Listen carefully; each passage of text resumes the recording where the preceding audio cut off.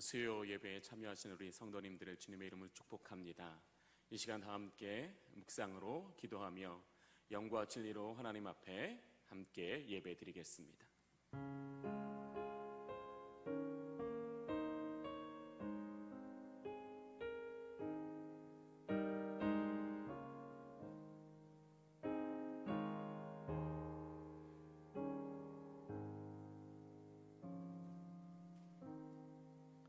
크신 자비와 긍휼로 우리들의 선한 목자가 되시며 우리의 도움이 되시는 하나님 아버지, 지난 3일 동안에도 우리들을 하나님의 은혜 가운데 거하게 하여 주시고 믿음으로 살게 하셨다가 수요 예배로 하나님 앞에 나오게 하시니 감사를 드립니다.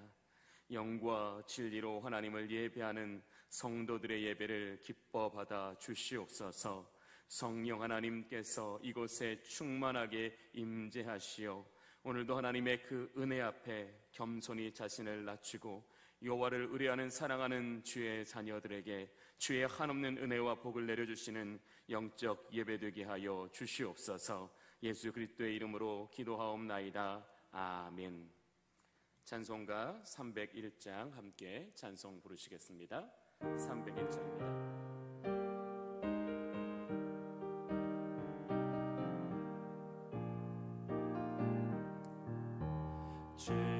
지금까지 지내온 것 주의 크신 은혜라. 한이 없는 주의 사랑 어찌 이루 말하랴. 찬하게나 주의 손이 항상 살펴주시고 모든 일을 주 안에서 영통하게 하시네. 몸도 맘도 연약하나 쓰임받아 살았네. 물 붓듯이 부으시는 주의 은혜 족하다. 사랑 없는 거리에나 험한 산길을 맬 때 주의 손을 굳게 잡고 찬송하며 가리라. 주님 다시 배울 날이 날로 날로 다가와. 무거운 짐 주께 맡겨 벗을 날도 멀잖네. 나를 위해 예비하신 고향 집에 돌아가 아버지의 품 안에서 영원토록 살리라. 찬송가 325장 함께 또 찬송 부르시겠습니다. 325장입니다.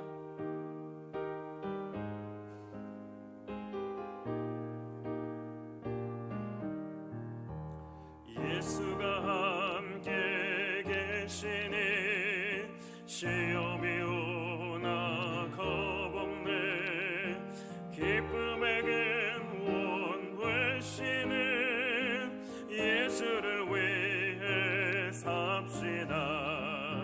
날마다 주를 섬기며 언제나 주를 기리고 그 사랑 안에 살면서 딴 길로 가지 맙시다.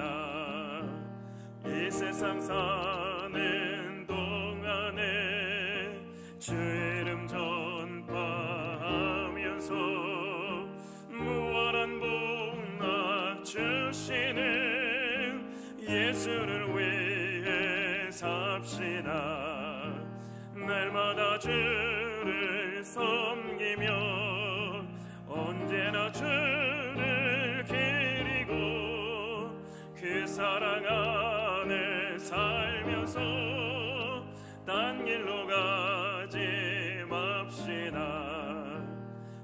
세상 친구 없어도 예수는 나의 친구니 불의한 일을 버리고 예수를 위해 삽시다.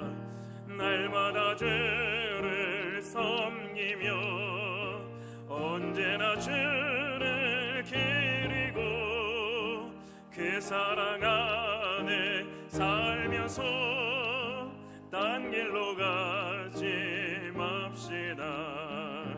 주께서 심판하실 때 잘했다 칭찬하리니 이러한 상을 받도록 예수를 위해 삽시다. 날마다 주를 섬기며 언제나 주를 기리고 그 사랑 안에 살면서 딴 길로 가지 맙시다. 예배를 위해서 한봉임 권사님 기도 인도해 주시겠습니다.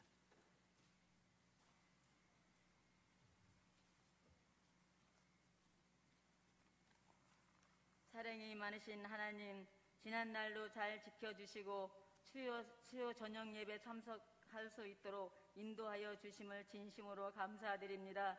이 시간 주님 앞에 간절한 마음으로 예배드릴 때 영광이 되게 하시고 주님 앞에 기쁨이 되게 하여 주시옵소서. 사랑이 많으신 하나님, 늘 기도로서 응답받게 하시고 감사하는 마음 되게 하여 주시옵소서. 사랑이 많으신 하나님, 코로나 병 때문에 우리 모두가 힘들어하고 있습니다. 이 무서운 병을 기도로 이겨내게 하시고 하나님께서 이 병을 깨끗이 물러가게 하여 주실 줄 믿습니다.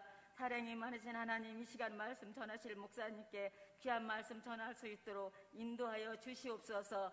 듣는 저희는 은혜가 되게 하시고 감사가 넘치게 하여 주시옵소서. 사랑이 많으신 하나님, 하나님께서 주의 길을 기억하시고 빈자리가 차고 넘칠 수 있도록 축복하여 주시옵소서. 이 시간 끝까지 지켜주실 줄 믿고 이 모든 말씀 예수님의 이름으로 감사하며 기도드렸사옵나이다.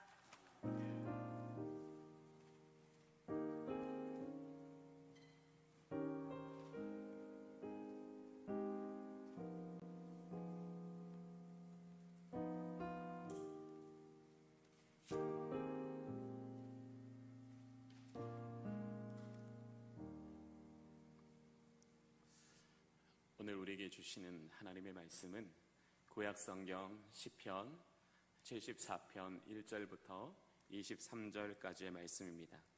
구약성경 855면입니다. 구약성경 855면 시편 74편 1절부터 23절까지의 말씀입니다. 하나님의 말씀을 한 절씩 교독하여 읽으시도록 하겠습니다. 하나님이여, 주께서 어찌하여 우리를 영원히 버리시나이까? 어찌하여 주께서 기르시는 양을 향하여 진노의 연기를 뿜으시나이까?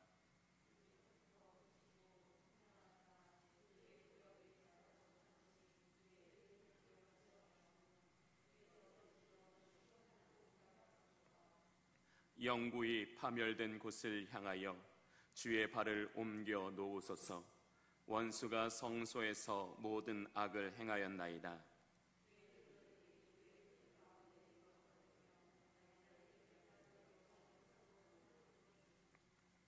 그들은 마치 도끼를 들어 살림을 베는 사람 같으니이다.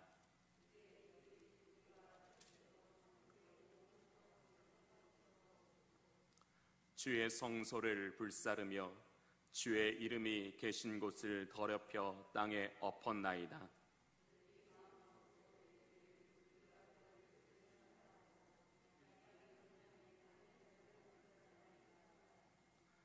우리의 표적은 보이지 아니하며 선지자도 더 이상 없으며 이런 일이 얼마나 오래는지 우리 중에 아는 자도 없나이다.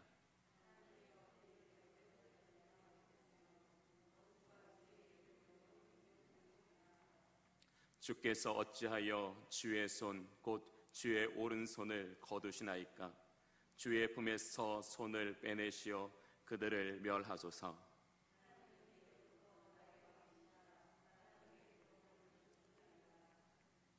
주께서 주의 능력으로 바다를 나누시고 물 가운데 용들의 머리를 깨뜨리셨으며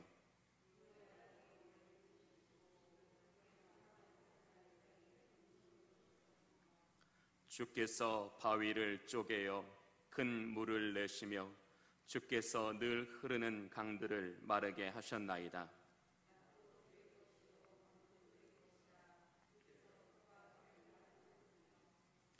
주께서 땅의 경계를 정하시며 주께서 여름과 겨울을 만드셨나이다.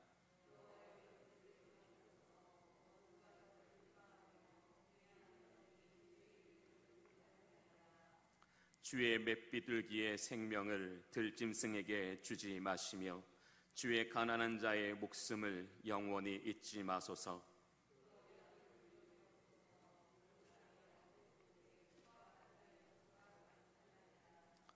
학대받은 자가 부끄러이 돌아가게 하지 마시고 가난한 자와 궁핍한 자가 주의 이름을 찬송하게 하소서.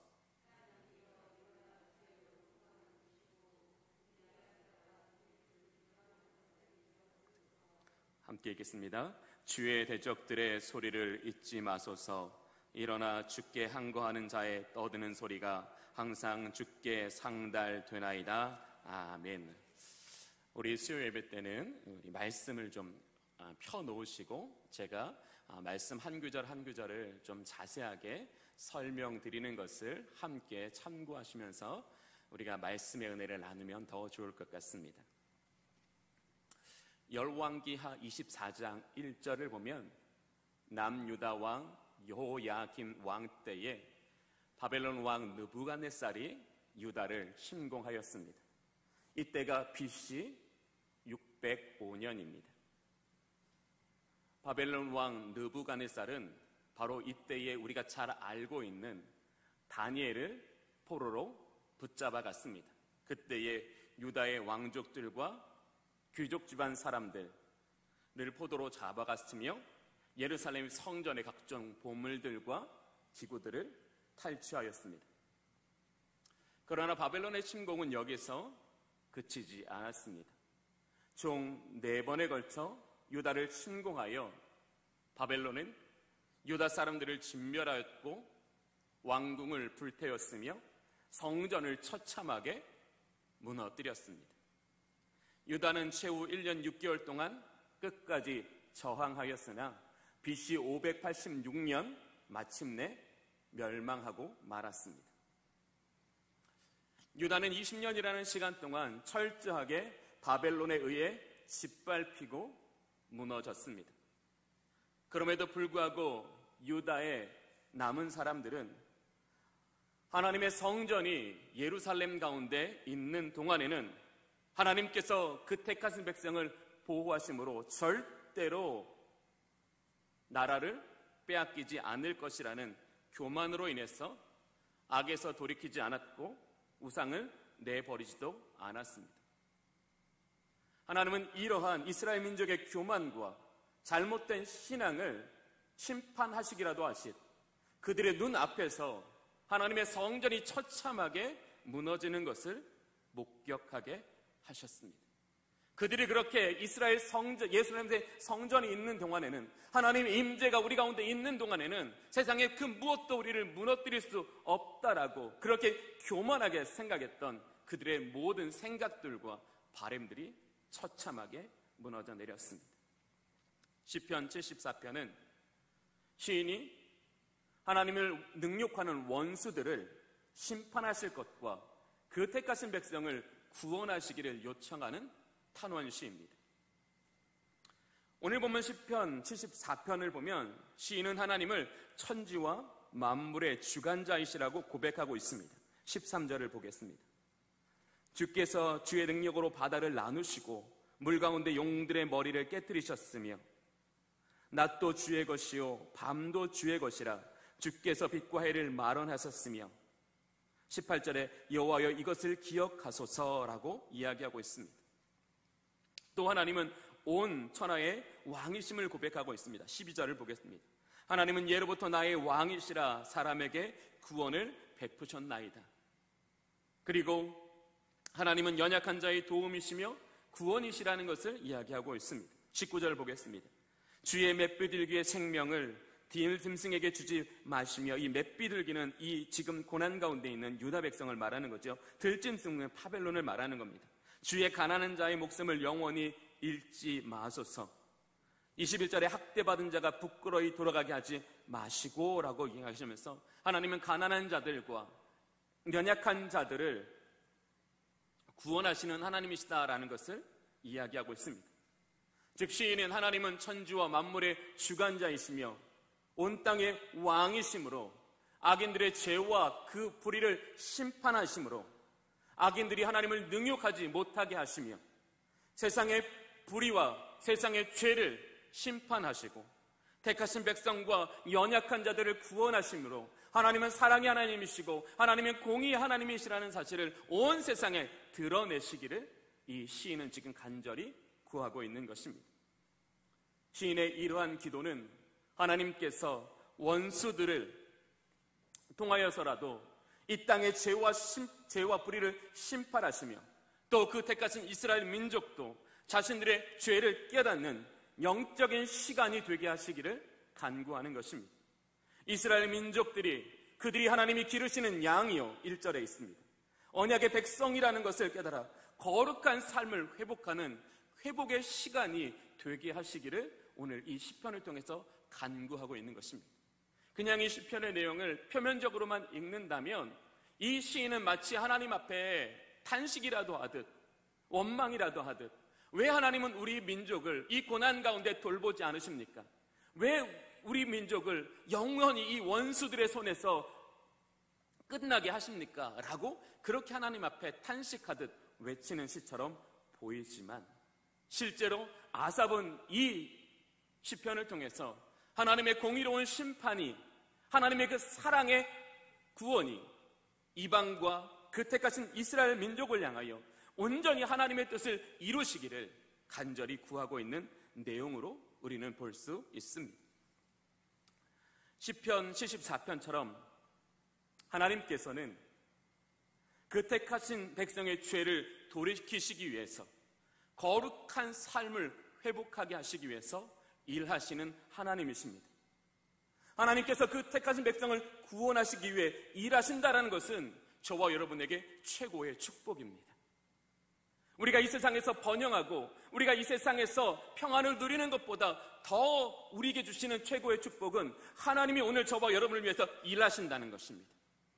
우리를 그 죄에서 돌이키게 하시기 위해서 일하시는 것입니다.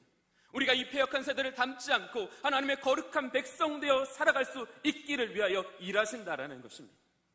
이렇게 생각해 볼까요? 우리가 고난을 두려워하여 하나님이 우리에게 어떠한 일도 하지 않으시기를 기도한다면 저와 여러분의 인생은 어떠하겠습니까? 아마 처참히 무너져 갈 것입니다. 죄와 함께 영원한 사망으로 내리 달려갈 것입니다. 오늘도 하나님이 저와 여러분을 위하여 일하신다는 것이 얼마나 큰 축복입니까? 우리에게 고통을 주실지라도 그 고통을 통해서라도 그 택하신 백성이 죄에서 돌이키며 하나님의 거룩한 백성으로서의 삶을 회복해 하신다는 것이 얼마나 놀라우신 하나님의 은총이냐라는 것을 성령은 이 시간 우리에게 깨닫기를 원하시는 것입니다. 그래서 우리가 날마다 하나님께 드려야 될 기도가 무엇일까요? 주여 우리를 위하여 일하여 주시옵소서. 주여 나를 그냥 내버려 두지 마시고 나를 하여금 하나님의 거룩한 백성 되어 주의 나라와 그의 영광을 위하여 나아갈 수 있도록 하나님 내 속에서와 내 삶에서 주님 일하여 주십시오. 그렇게 주님께 기도할 수 있는 것이 얼마나 놀라운 믿음이며 그렇게 기도할 수 있는 삶이야말로 얼마나 하나님의 은혜 안에 속하여 살아가는 인생이 되겠습니까? 그 택하신 백성의 영혼의 깊은 곳과 현재적인 상황들과 또 미래의 시간까지 시간을 초월하시는 하나님은 그 택하신 백성을 위하여 가장 좋은 일이 무엇이고 또 그것을 후회가 없이 하시는 하나님이시라는 것을 성경은 우리에게 이야기하고 있습니다. 하나님은 오늘 저와 여러분의 오늘만을 위해서 일하시는 게 아니라는 것입니다. 오늘의 우리의 경험을 통해서 우리가 살아가야 될 우리의 미래가, 우리의 앞길이 하나님의 은혜에 속한 자 되어 살아가고 하나님의 다스리심을 받는 자 되어 살아가게 하시기 위해서 하나님 우리의 과거와 우리 현재와 우리의 미래를 초월하여 보시기 때문에 하나님보다 우리에게 가장 좋은 일을 행하실 수 있는 분은 없으시다라는 것입니다. 하나님은 신실하십니다. 하나님은 실수가 없으십니다. 그 실수가 없으시고 신실하신 하나님이 저와 여러분을 위하여 일하신다는 것보다 더 놀라운 구원은 없다라는 것입니다. 더 놀라운 승리는 없다라는 것을 성경은 이야기하고 있고 아삽은 그 신실하신 하나님을 지금 의뢰하고 있는 것입니다. 하나님, 우리가 고통을 당할지라도 하나님께서 이 고난을 통하여 이 원수들을 통하여서라도 하나님 우리를 돌이켜 주시옵소서. 우리를 회복하여 주시옵소서. 우리로 하여금 그 영광의 날에 나아갈 수 있도록 주여 우리를 붙드시옵소서. 이런 마음으로 지금 이 아삽은 이 시편 74편에서 하나님의 도움을 구하고 있는 것입니다. 오늘 본문 5절을 보겠습니다. 그들은 마치 도끼를 들어 살림을 베는 사람 같으니. 바벨론 사람들이 이스라엘 민족을 어떻게 지금 해하고 있다고요? 마치 살림을 베는 것처럼 아무런 양심의 거리낌도 없이 함부로 그 택하신 백성을 죽이고 있다라는 것을 이야기하고 있습니다. 6절을 볼까요? 그들이 도끼와 철퇴로 성소의 모든 조각품을 쳐서 부수고. 원수들이 하나님의 성전을 처참하게 깨뜨리고 있습니다. 7절을 볼까요? 주의 성소를 불사르며 주의 이름이 계신 곳을 더럽혀 땅에 엎었나이다. 땅에 짓밟았다라는 것입니다. 8절에 하나님의 모든 회당을 불살랐나이다. 예루살렘 성전뿐만 아니라 유다의 모든 회당이 무너졌을 때 이스라엘 민족의 심정은 어떠했을까요? 모든 소망이 무너지는 것 같고 하나님이 자신들을 영원히 버리시는 것 같았을 것입니다. 그래서 1절에 고백하는 거예요. 주께서 어찌하여 우리를 영원히 버리시나이까. 그들의 눈에 보이는 환경들은 하나님이 우리를 영원히 떠나신 것 같고 하나님이 우리를 향하여 그 발을 돌이키지 않으시는 것 같은 바로 이 상황 가운데 지금 있다라는 것입니다. 그러나 본문에서와 같이 표면적으로는 하나님의 성전이 모두 엎어지고 택하신 백성이 마치 나무를 처참하게 자르듯 그렇게 잘려나가는 상황일지라도 천지와 만물의 주관자이시며 만왕의 왕이신 하나님께는 실수가 없는 하나님의 시간이 되게 하신다라는 것.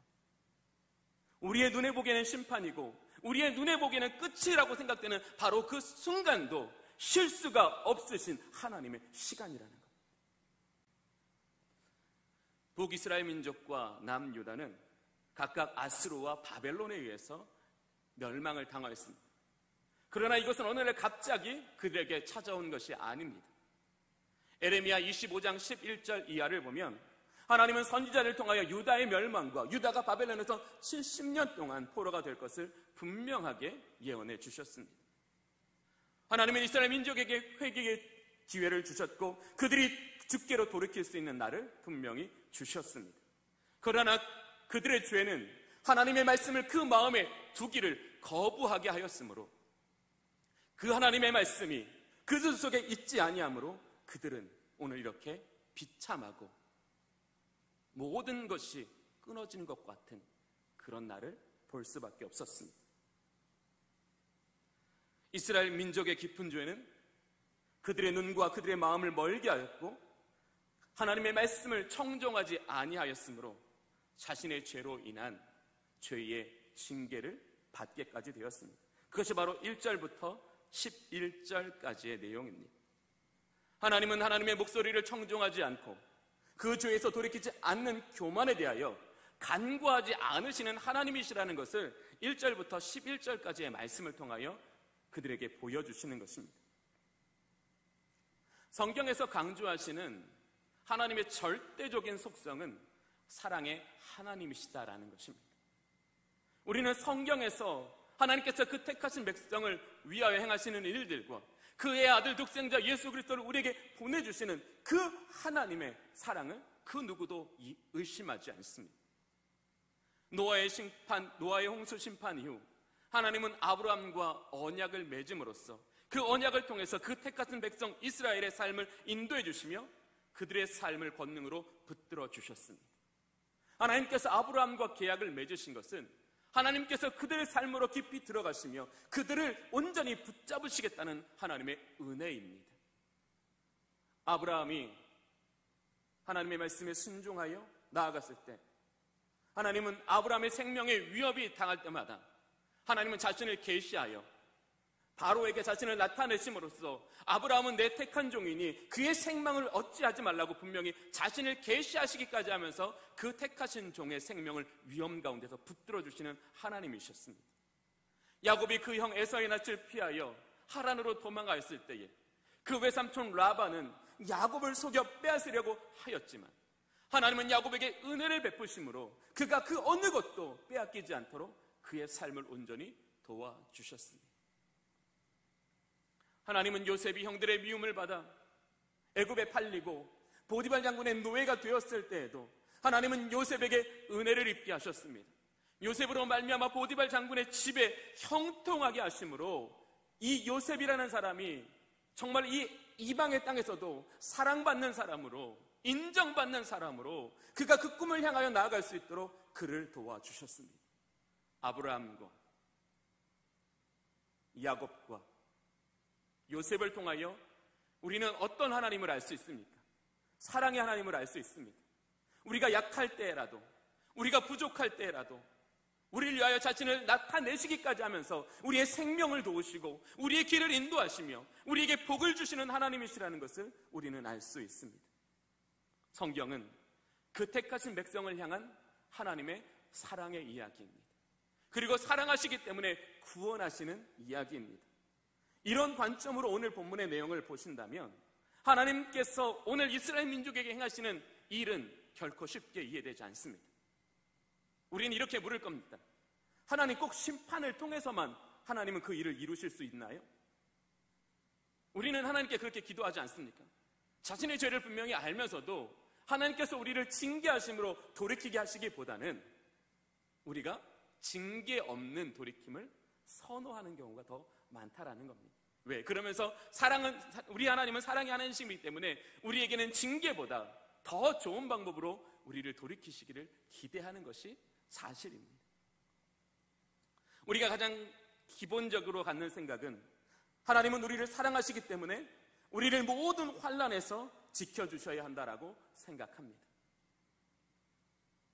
우리를 모든 환난에서 신적인 능력으로 우리를 지켜주신다면 그 이후 우리의 삶은 점점 더 은혜에 속한 자가 될까요? 믿음 위에 바로 선 자가 될까요? 세상보다 하나님의 나라를 온전히 붙잡고 살아갈까요? 여러분의 인생을 돌이켜 보십시오. 우리에게 베풀어 주신 그 은혜에 대하여 우리는 얼만큼 그분 앞에 응답하며 얼만큼 우리의 삶을 믿음으로 세워나갔습니까? 저를 포함해서 그 누구도 하나님의 은혜에 대하여 충실한 사람은 극히 드물 것입니다. 인간은 스스로에게 관대하여 하나님께 이렇게 이야기합니다. 하나님, 꼭 이렇게까지 심판하실 필요가 있을까요? 자신이 당하는 고난이 자신의 행위에 대해보다 더 무겁다고 생각할 때도 있다라는 것입니다. 그러나 바로 이것이 우리에게 수정되어야 할 예입니다. 하나님은 우리의 모든 환난을 면케하셔야 된다. 하나님은 우리가 행하는 일보다 우리에게 적게 고난받게 하셔야 한다. 사랑의 하나님이시기 때문에 능히 하나님은 우리에게 그렇게 하셔야 한다라는 이 생각이 바로 수정되어져야 한다라는 것입니다. 도리어 하나님이 저와 여러분을 사랑하신다면 우리는 하나님이 우리를 반드시 심판하셔야 된다라고 생각해야 합니다. 하나님의 심판은 방치와 유기가 아니라 죄를 깨닫게 하시는 것이며 죄에 돌이키게 하심으로 거룩한 삶을 회복케 하시는 것이기 때문에 하나님이 정말 우리를 사랑하신다면 우리가 죄에서 돌이킬 수 있도록 우리를 징계하시고 우리를 심판하셔야 된다라고 하나님 앞에 기도할 수 있어야 된다라는 것. 왜? 하나님은 심판 중에라도 진노 중에라도 긍휼을 잊어버리지 않으시는 하나님이시기 때문에 그래서 하박국 선지자가 그렇게 고백합니다. 하나님이여 진노 중에라도 주의 긍휼을 베풀어 주시옵소서. 하나님은 바벨론을 통해 이스라엘 민족을 심판하심으로 하나님의 말씀이나 하나님의 경고를 무시할 때 인간은 자신의 죄로 말미암는 죄의 대가를 반드시 받게 된다라는 것을 보여주시는 겁니다. 하나님께 주시는 은혜의 시간, 회개와 돌이킴의 시간을 낭비했을 때 심판의 시간은 반드시 온다라는 것을 가르쳐 주시는 것입니다. 이스라엘 민족이 보이는 성전은 신성시하면서도 보이지 않으신 참된 성전이신 하나님을 경외하지 않는 외식적이며 자기 중심적인 신앙을 심판하심으로 그들의 왜곡된 신앙을 바로잡으시는 하나님이시라는 것을 이 바벨론을 통해서 보여주시고자 하시는 것입니다. 히브리서 12장 5절 이하의 말씀 우리 한번 좀 찾아보겠습니다. 중요해서 한번 찾겠습니다. 히브리서 12장 5절 이하의 말씀입니다. 신약성경 367페이지입니다.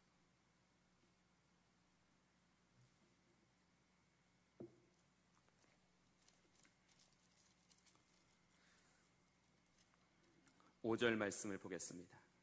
내 아들아, 주의 징계하심을 경히 여기지 말며 그에게 꾸지람을 받을 때에 낙심하지 말라. 히브리서 기자는 주의 징계하심을 결코 소홀히 여기지 말라라고 이야기합니다. 그리고 그의 징계하심을 낙심하지 말라고 말씀하십니다. 왜? 그분의 징계는 그분의 사랑으로부터 출발된 것이기 때문에 그의 징계의 목적은 우리를 살리시는 것이고 우리를 도우시는 것이기 때문에 오히려 우리는 주의 징계를 통하여 우리의 죄의 문제를 해결하고 하나님께서 주시는 더 좋은 은혜와 축복을 누릴 수 있기 때문에 이 히브리서 기자는 우리에게 낙심하지 말라고 말씀하십니다. 다시 6절을 보겠습니다. 주께서 그 사랑하시는 자를 징계하시고 그 받아들이시는 아들마다 채찍질 하심이라. 하나님이 누구를 채찍질 하신다고요? 받아들이시는 아들을 채찍질 하신다는 거예요. 즉 우리가 하나님의 징계와 심판을 받고 있다는 것은 하나님이 우리를 받으신다라는 증거라는 거예요. 하나님이 우리를 받으시고 계신다라는 거예요. 하나님이 우리를 죄와 함께 내버려 두시는 것이 아니라 우리를 기뻐 받으시기 위해서 우리에게 채찍질 하신다라고 말씀하고 있으십니다.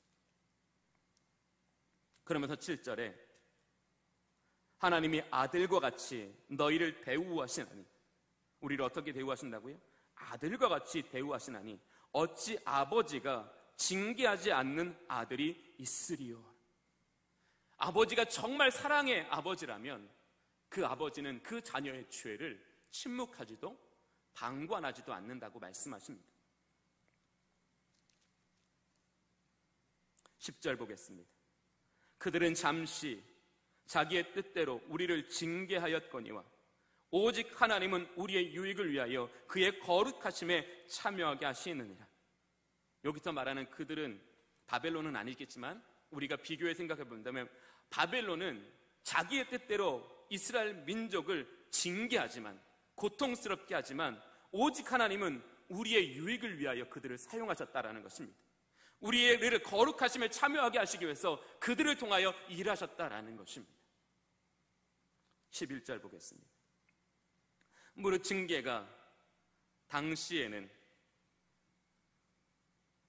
즐거워 보이지 않고 슬퍼 보이나 후에 그로 말미암아 연단받은 자들은 의와 평강의 열매를 맺느니라.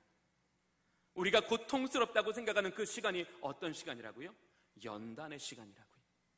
그 연단의 시간을 통해서 하나님은 저와 여러분에게 의와 평강의 열매를 맺게 하신다고 말씀하십니다. 즉 심판의 목적은 무엇입니까? 그의 거룩하심에 참여케 하시는 것입니다. 의와 평강의 열매를 맺게 하시는 것입니다. 저와 여러분에게 이 땅에서 평안하고 이 땅에서 잘 사는 것뿐만이 아니라 하나님은 우리가 이 땅에 살아가는 동안에 의와 평강의 열매를 맺게 하시기 위해서 우리에게 잠시 동안 심판하시고 징계하신다라고 말씀하시는 것입니다. 즉 심판을 통해서 저와 여러분 속에 있는 뿌리 깊은 죄를 깨닫게 하시는 것이 사랑이라는 것입니다. 심판을 통해서 죄를 철저히 회개하게 하심으로 우리 속에 다시 믿음을 회복시켜 주시는 것이 사랑이라는 것입니다. 심판을 통해서 그 거룩하심에 참여하게 하시는 것이 바로 사랑이라는 것입니다. 그래서 우리를 향한 하나님의 심판은, 그 심판의 시간은 실수하지 않으시는 하나님의 시간입니다. 우리는 때로 하나님의 고난의 시간이 너무나 길게 느껴질 때가 있습니다. 이러다가 내가 도리어 지쳐서 무너질 것 같다라는 생각과 불안이 들 때가 있습니다. 그러나 사랑하는 교우 여러분, 기억해 보십시오. 내가 무너지지 않은 것은 내 의지 때문이 아니라 하나님이 우리를 붙드시기 때문입니다. 하나님이 저와 여러분에게 심판을 통하여 우리의 죄를 속하기를 원하신다면 우리의 마음과 생각을 무너지지 않게 하시는 분도 하나님이십니다. 우리를 무너지지 않게 하심으로 우리가 그 은혜의 날에 나아가며 그 은혜의 열매를 맺는 하나님의 거룩한 백성 되게 하여 주신다라는 것입니다. 우리에게는 반드시 이 시간이 필요합니다. 이 시간을 통해서 우리가 회개하지 않으면, 변화하지 않으면 약속은 받았을지라도 그 약속된 영광에 들어가기가 어렵기 때문입니다. 신약 성경을 보면 예수 그리스도를 믿은 사람이 모두 구원을 받았습니까? 아니요. 그렇지 못한 사람도 있었습니다. 저와 여러분은 약속을 받았습니다. 약속을 받은 우리로 하여금 그 영광에 들어가게 하시는 것이 하나님의 사랑 아닐까요? 그 영광에 들어가게 하시기 위해서 우리가 그 영광의 날을 살아가지 못하도록 방해하는 것들이 있다면 그것을 우리의 삶에서 제거해 버리시는 것이 하나님의 사랑이 아닐까요? 하나님께서 오랜 시간 동안 전쟁의 고통을 이스라엘 민족에게 당하게 하시고 멸망의 위험을 경험하게 하시는 것은 이스라엘이 충분히 회개와 자기 성찰과 자기 갱신의 시간을 보내게 하시기 위해서입니다. 20년 동안이라는 그 시간이 그들에게 너무나 힘들고 고통스러운 시간이었지만 그렇게 그들의 죄에 대하여 그들이 낱낱이 주께 고백하고 애통해하고 참여하며 돌이키는 그 영적인 회복을 누려야지만 그들은 포로 이후, 바벨론 포로는 70년이라는 기간이 정해져 있었잖아요. 그 포로 이후의 삶이 그들에게 정말 의와 평강의 열매를 맺는 복된 시간이 되기 때문에 하나님은 우리가 생각하는 것보다 더 긴 고난을 주시고 그 고난을 통해서 실수하지 않으시는 하나님의 그 역사는 저와 여러분을 온전히 세워가실 수 있다라는 것입니다. 사과는요, 먹을 수 있는 시기가 있습니다. 그런데 좀 덜 익어도 먹기는 먹을 수 있지만 굉장히 맛이 없습니다. 사과는 충분히 익어야지만 그 색깔이, 그 맛이 뛰어날 수 있습니다. 마찬가지입니다. 우리가 하나님 앞에 철저히 자기를 돌이키고 자기를 갱신하는 그 하나님의 은혜의 시간을 우리는 경험해야지만 우리는 이후에 우리의 삶이 또 다시 죄악으로 나아가지 않게 된다는 겁니다. 즉 하나님의 완전하신 지혜보다 우리에게 필요한 때를 가장 잘 아시는 분은 없다라는 것입니다. 여러분 이걸 믿으십니까? 하나님의 완전하신 지혜보다 우리에게 필요한 시간을 더 잘 아시는 분은 없으시다라는 겁니다. 그래서 우리는 하나님의 시간을 기쁨으로 받아들여야 됩니다. 하나님의 시간 앞에 우리는 겸손히 주님을 의뢰해야 한다는 것입니다. 그 하나님의 시간이 우리 안에 충분할 때 우리는 비로소 우리의 남은 인생이 죄와 사망이 아니라 하나님의 성령과 진리 안에 관한 복된 인생이 되기 때문입니다. 그러면 심판을 대하는 우리의 신앙은 어떠해야 합니까? 하나님의 사랑을 신뢰해야 합니다. 자녀가 부모의 징계를 신뢰하면 부모의 징계는 자녀를 더 온전하게 합니다. 우리도 마찬가지 아닐까요? 하나님의 사랑을 신뢰하십시오. 하나님의 사랑을 신뢰하며 그 하나님의 시간 동안에 주님의 그 은혜 앞에 깊이 나아가는 영혼들에게 그 하나님의 그 만지시고 그 고치심 앞에 겸손히 여호와 하나님께 자기를 내어드리는 영혼들에게 이 세상에 그 무엇으로도 회복할 수 없는 진정한 회복의 은혜가 있습니다. 진정한 변화의 은혜가 있다라는 것입니다. 심판의 시간에도 우리가 그 심판을 깨닫고 견딜 수 있는 하나님의 은혜는 넘치도록 풍성하기 때문입니다. 사랑하는 교우 여러분, 여러분을 심판하실 때, 여러분을 고통 가운데 두실 때에 그때 하나님의 은혜가 없을까요? 그때도 하나님의 은혜는 여전하십니다. 그때도 하나님의 은혜는 여러분을 견고하게 붙잡아 주실 것입니다. 오늘 우리가 하나님께서 저와 여러분에게 겪게 하시는 고통의 시간은 필수적인 시간이라고 우리는 고백드려야 합니다. 그 고백을 통하여 우리는 우리의 죄에 대하여 관대하기보다 우리의 죄에 대하여 하나님 앞에 민감하게 반응하고 회개해야 한다는 것입니다. 하나님의 주권에 우리를 맡겨드리는 것이 온전한 신앙입니다. 하나님의 주권에 모든 것을 맡겨드리고 그 시간 동안 하나님의 은혜가 우리를 위하여 일하시기를, 우리 안에 이루시기를 간절히 기도할 때, 그때에 비로소 우리는 하나님의 은혜가 우리에게 어떠한 것으로 아름답게 드러나시는지 분명히 보게 되어진다는 것입니다. 고통 가운데서도 하나님은 저와 여러분을 위해서 분명히 일하십니다. 하나님이 왜 우리를 위하여 일하실까요? 내가 못하기 때문에 일하시는 겁니다. 내가 할 수 있는 일이라면 내가 할 수 있도록 지혜를 주시고 믿음을 주실 겁니다. 그러나 내가 할 수 없는 일이기 때문에 하나님이 그 일을 우리를 위하여 행하시는 것입니다. 바로 심판은 그런 겁니다. 우리가 할 수 없는 일을 하나님이 직접 우리를 위하여 일하시는 은혜의 시간이라는 것입니다. 그리고 우리는 역사를 통해 분명히 알고 있습니다.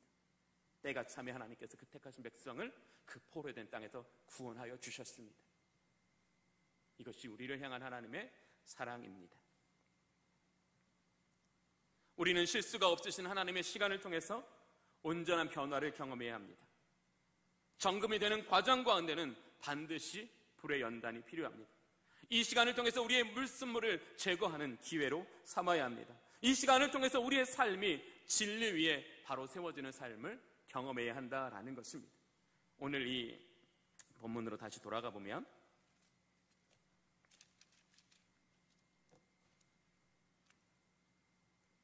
12절부터 쭉 시인은 옛적에, 즉 그의 조상들에게 하나님께서 행하셨던 그 신실하신 일들을 이야기하고 있습니다. 무슨 말일까요? 우리도 우리 조상들처럼 그 신실하신 하나님의 은혜를 떠나지 않으면 우리도 약속하신 것을 받게 된다라는 것을 기억하고 있는 것입니다. 고통 가운데 있을 때 우리가 어떻게 해야 한다고요? 그 택하신 종들에게 행하셨던 그 위대한 약속들을 하나님이 어떻게 지키셨는지, 어떻게 그들을 구원하셨는지, 어떻게 그들을 영화롭게 하셨는지를 우리는 성경을 통해 다시 한번 배우고 확신한 가운데 거함으로써 실수가 없으신 하나님의 시간이 우리에게 온전한 은혜의 시간 되도록 하나님을 향한 온전한 사랑과 신뢰로 주님을 바라보아야 한다라는 것입니다. 시인은 참 놀랍지 않습니까? 고통스러운 시간에서도 내가 어떻게 해야 할 것을 어디서부터 발견하고 있어요? 진리의 말씀으로부터 발견하고 있어요. 우리가 고통을 이기는 길은 어떤 길이라고요? 진리의 말씀을 향해 우리의 눈을 돌리는 거라는 거예요. 그 말씀을 통해서 그 택하신 백성에게 행하셨던 그 일을 우리에게도 이루어 주시기를 기도하고 기대해야 한다는 거예요. 그럴 때 저와 여러분은 은혜 가운데 바로 세워진다라는 것입니다. 유명한 조각가였던 이 미켈란젤로가 한 번은 훌륭한 조각품을 만들기 위해서 커다랗고 값진 대리석 덩이를 망치와 정의로 막 깨고 있었습니다. 그때 어떤 한 사람이 와서 정말 이렇게 값비싸고 좋은 대리석을 왜 이렇게 많이 깨어버리냐고, 이것은 낭비가 아니냐라고 그렇게 이야기했었죠. 그러자 미켈란젤로는 이 대리석이 깨어져 나갈 때마다 비로소 조각은 살아나게 됩니다라고 이야기했습니다. 이처럼 우리의 죄와 교만이 깨어져 나가는 순간 우리의 믿음과 삶은 아름답게 세워져 갑니다. 즉 우리에게 죄와 불의를 깨뜨리시는 시간이 바로 하나님께서 우리를 심판하시는 시간이고 우리를 징계하시는 시간입니다. 이때에 우리는 어떻게 해야 된다고요? 하나님을 신뢰해야 한다고요. 진리의 말씀을 통해 우리에게 보여주신 것을 우리는 확실히 믿고 바라보아야 한다는 것이죠. 그리고 그 실수가 없으신 하나님의 시간에 하나님이 우리를 위하여 일하여 주시기를 우리가 간절히 구할 때에 저와 여러분은 의와 평강의 열매를 맺는 복된 인생이 되어질 것입니다. 사랑하는 교우 여러분, 고통을 기다리는 사람도 없고요, 고통을 환영하는 사람도 없습니다. 그렇다고 해서 우리에게 고통이 없는 것은 아니겠지요. 그러나 우리가 고난당할 때에 하나님은 우리에게 실수 없이 일하고 계신다는 것을 신뢰하십시오. 그리고 그분은 우리를 가장 잘 아시기 때문에 우리에게 필요한 시간 또한도 그분이 가장 잘 아신다라는 것을 신뢰하십시오. 하나님을 향한 신뢰가 우리를 아름답게 세워져 갑니다. 하나님의 사랑을 신뢰하는 자에게 하나님은 그 언약을 반드시 이루어 주십니다. 저는 우리 모든 주님의 성도들이 이렇게 하나님의 은혜 가운데 세워져가는 복된 인생이 될 수 있기를 원합니다. 예수 믿어 잘 되는 것만 바라지 마십시오. 물론 그것도 주시는 하나님이십니다. 제가 자꾸 이렇게 뭔가를 이렇게 강력하게 얘기하려고 하다 보니까 그런 것을 말하시지만 하나님 우리에게 평안도 주십니다. 축복도 주십니다. 그거 안 주신다고 말하는 것이 아닙니다. 그러나 그것보다 우선되는 일을 하나님은 우리에게 행하신다라는 거예요. 우리에게 더 우선되는 일을 우리에게 행하시기를 기뻐하시는 그 하나님, 그 하나님을 온전히 믿을 때에 믿음은 우리의 삶이 될 줄로 믿습니다. 믿음은 우리의 미래가 될 줄로 믿습니다. 믿음으로 말미암아 하나님께서 여러분들에게 가장 아름다운 미래를 선물로 주시는 귀한 은혜가 넘치는 우리 주님의 교회 모든 성도님들이 되실 수 있기를 바랍니다. 기도하겠습니다. 자비로우신 아버지 하나님, 실수가 없으신 하나님의 시간 안에서 우리의 영혼이 새로워지게 하여 주시옵소서. 우리의 영혼이 아름답게 지어져 가게 하여 주시옵소서. 하나님의 완전하신 지혜보다 우리에게 필요한 시간을 더 잘 아는 분이 없음을 인정하게 하여 주시옵소서.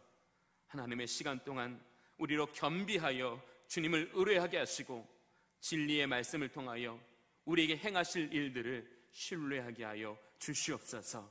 온전한 믿음과 신뢰로 우리의 믿음이 바로 세워지게 하여 주시고 우리의 믿음을 통하여 우리의 인생과 우리의 앞날을 아름답게 지어져 가시는 하나님의 권능의 손이 우리를 붙드시고 우리를 세우시는 그 축복을 경험하며 살아가는 우리 모든 주님의 성도들이 되게 하여 주시옵소서. 예수 그리스도의 이름으로 기도하옵나이다. 아멘. 찬송가 342장 함께 찬송하겠습니다.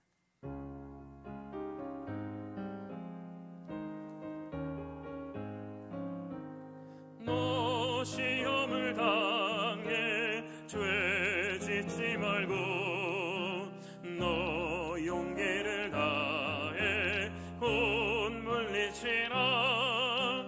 너 시험을 이겨 새 힘을 얻고 주 예수를 믿어 늘 승리하라.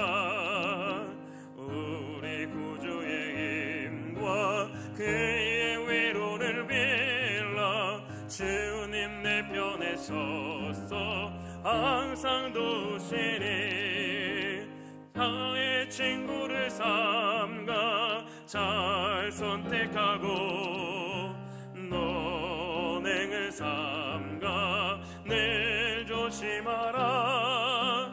너 열심을 다해 늘 충성하고 온 정성을 다해 주 봉사하라. 우리 구주의 힘과 그의 위로를 빌라. 주님 내 편에 서서 항상 도시니 잘 이기는 자는 상 받으리니 너 낙심치 말고 늘 전진하라. 내 구세주 예수 힘주시리니 주 예수를 믿어 늘 승리하라. 우리 구주의 힘과 위로를 빌라. 주님 내 편에 서서 항상 도시니. 교회 소식 말씀드리겠습니다. 우리 이번 주부터 2부와 3부 예배에 대면 예배와 비대면 예배를 병행하려고 합니다. 그래서 교역자들이 여러분께 예배에 대하여 이제 전화를 드릴 텐데 잘 응답해 주셔서 우리가 질서 있고 전염병에 잘 예방할 수 있는 상황 가운데 하나님 앞에 더 예배를 충실하게 드릴 수 있도록 협력해 주시기를 바라고요.